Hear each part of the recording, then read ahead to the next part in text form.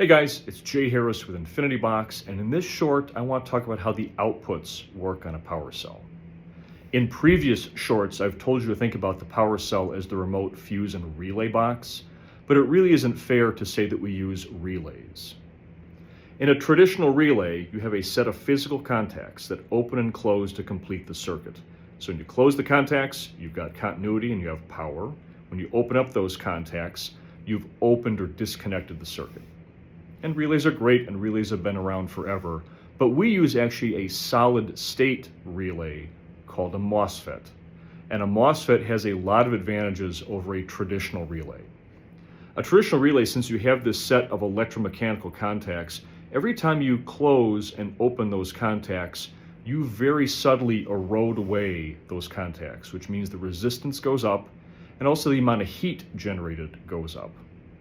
The other limitation with a relay is you can only turn them on and off so fast. With a MOSFET, they are solid state, which means they have no moving parts. It's a semiconductor.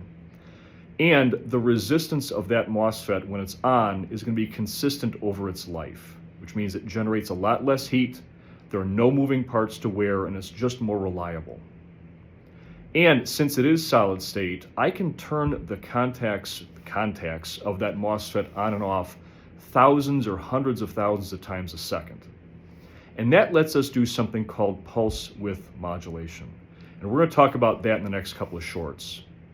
The other big advantage of the MOSFETs that we use in our next generation series of products is that they're smart. So not only do they turn things on and off, but when they're on, they actually report out how much current is flowing through the MOSFET. And we use that for diagnostics and troubleshooting. So if you have questions, drop them in the comments below or give us a call. If there are other topics you'd like us to see, please let us know. Thanks, and stay tuned for more.